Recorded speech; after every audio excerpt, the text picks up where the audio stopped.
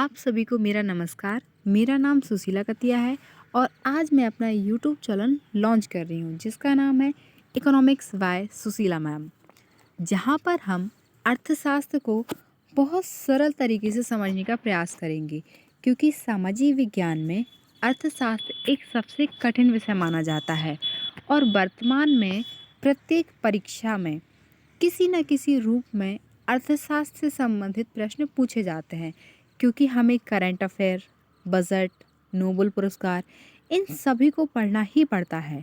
और इसके अलावा अर्थशास्त्र में पीजीटी, टीजीटी, सेट, नेट मुख्य परीक्षाएं भी होती हैं।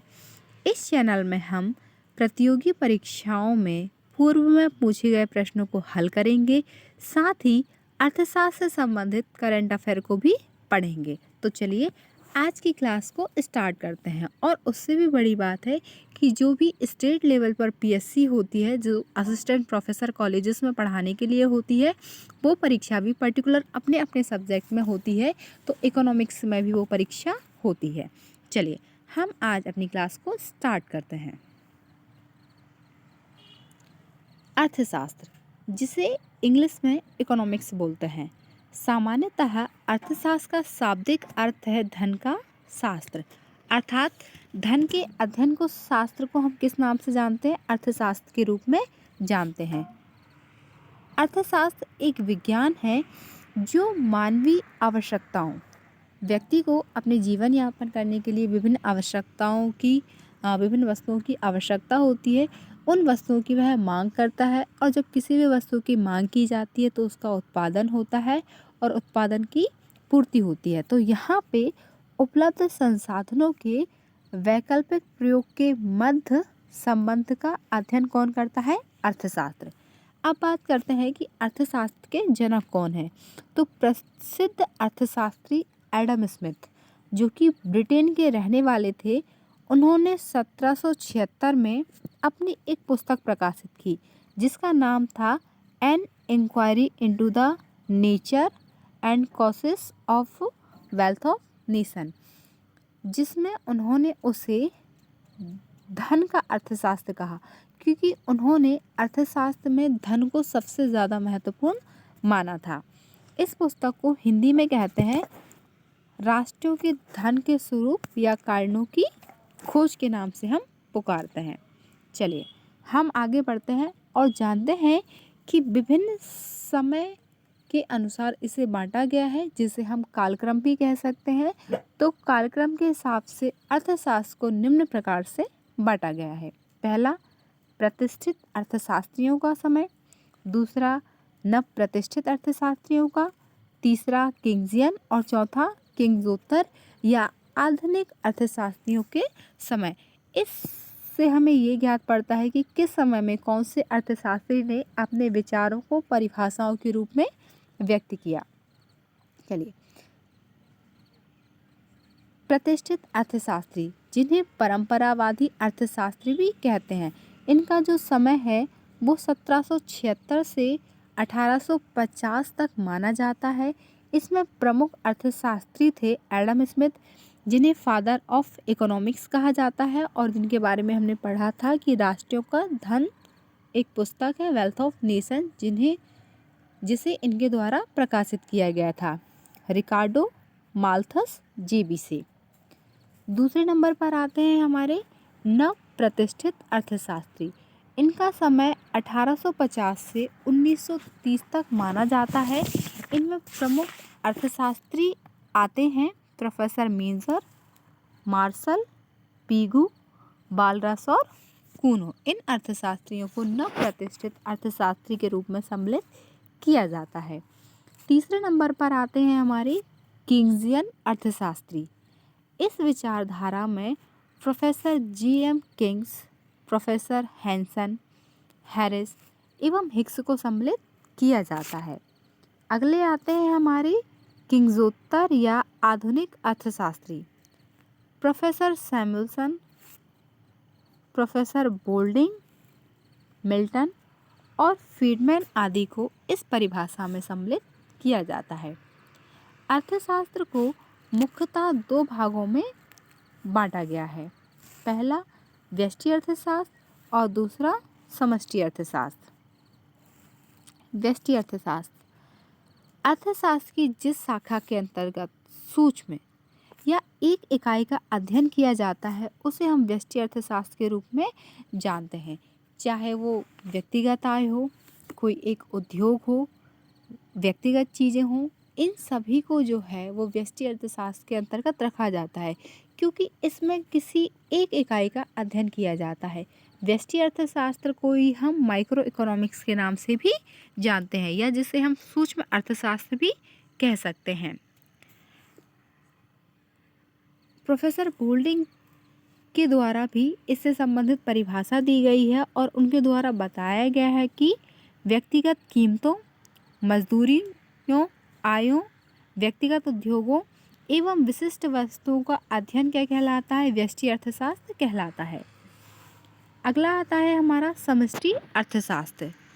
अर्थशास्त्र की जिस शाखा में समग्र का अध्ययन किया जाता है उसे हम समष्टि अर्थशास्त्र कहते हैं, क्योंकि समष्टि अर्थशास्त्र में संपूर्ण अर्थव्यवस्था का अध्ययन किया जाता है, संपूर्ण इकाइयों का अध्ययन किया जाता है, जिसे हम किस रूप में जानते हैं?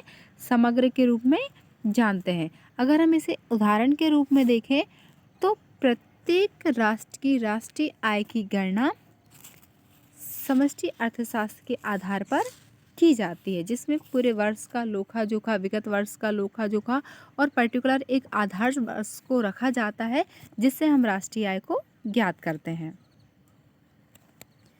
चलिए, हमने इसे मेनली कालक्रम के हिसाब से समझा कि अलग अलग अर्थशास्त्रियों ने अलग अलग समय में किस प्रकार से इसको परिभाषित किया है। दूसरा, हमने माइक्रो और मैक्रो अर्थशास्त्र के रूप में इसे जाना है। अब विभिन्न अर्थशास्त्रियों ने पर्टिकुलर इन परिभाषाओं को कुछ नाम दिए हैं, जैसे धन संबंधी परिभाषा,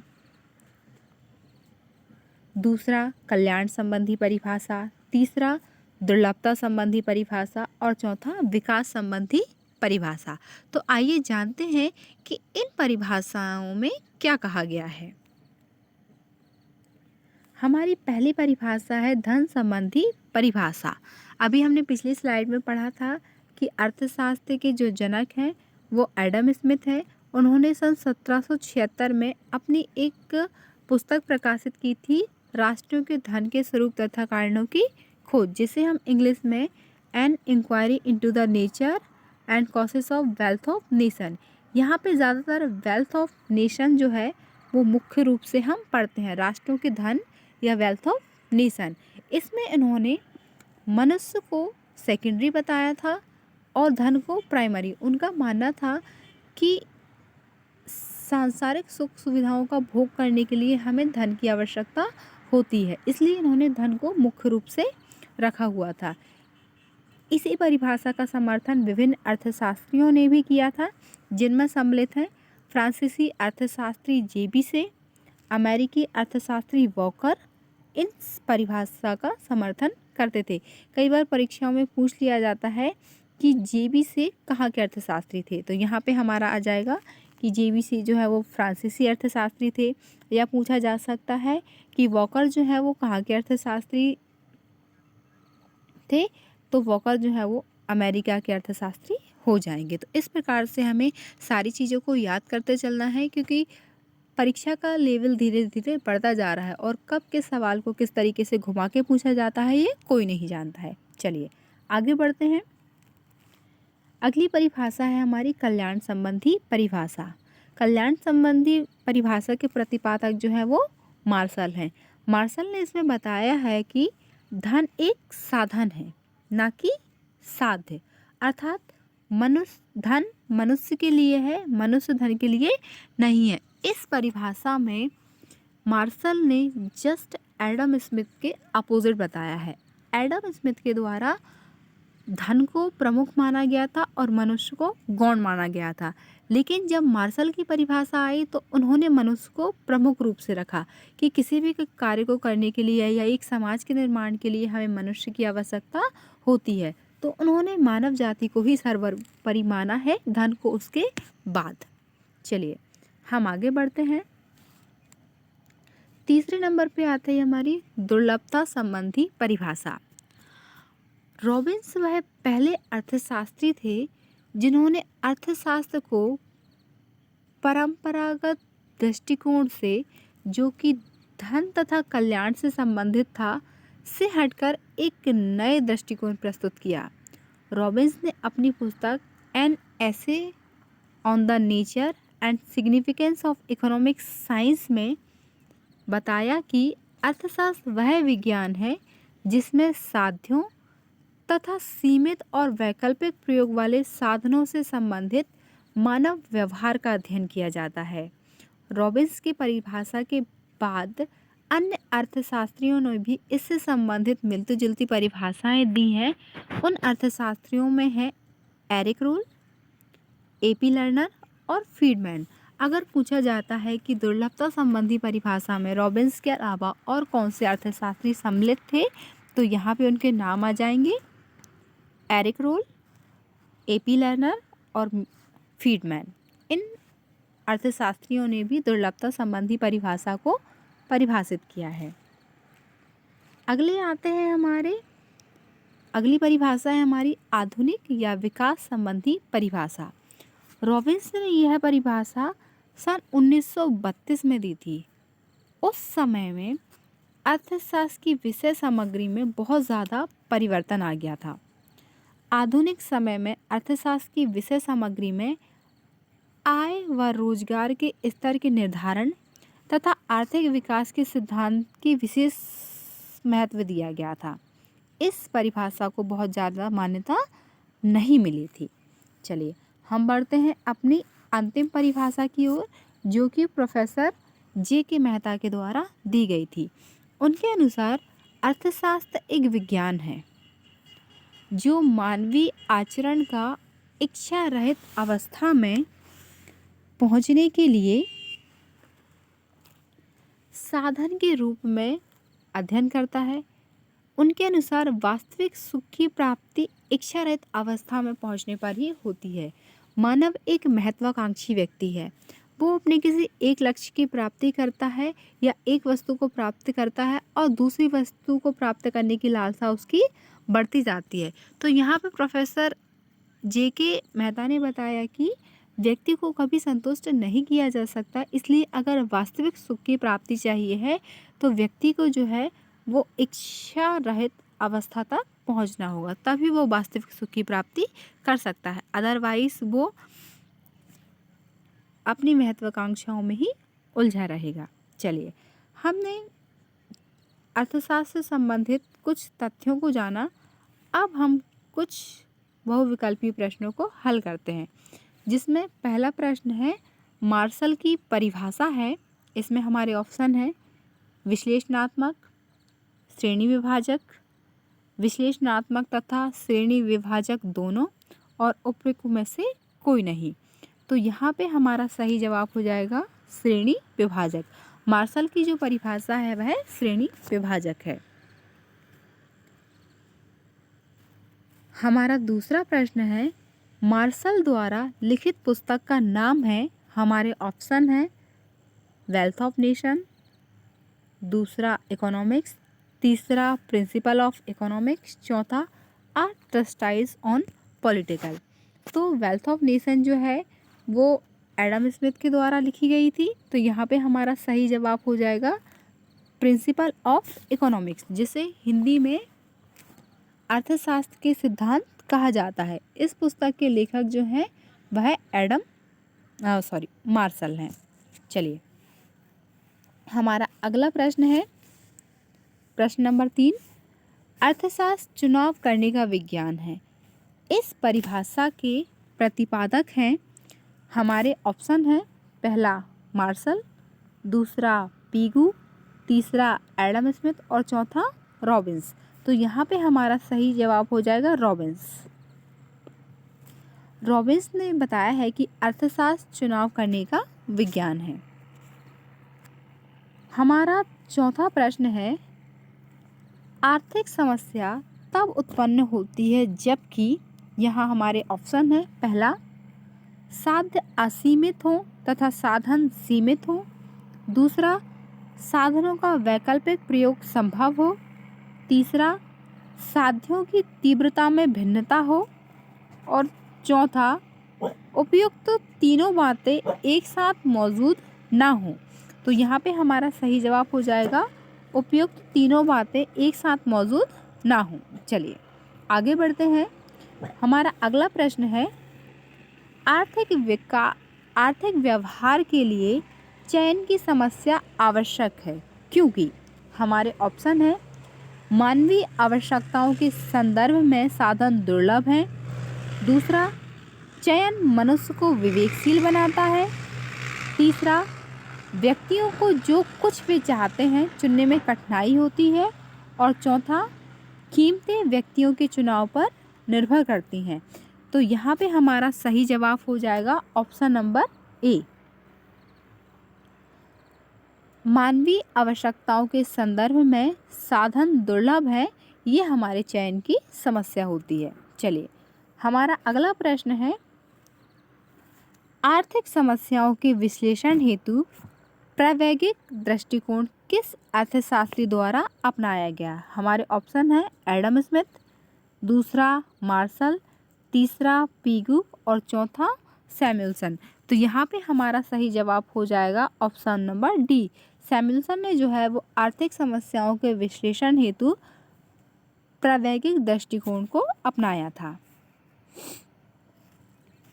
हमारा 7वां प्रश्न है, अर्थशास्त्र की कल्याणकारी परिभाषा के प्रणेता हैं?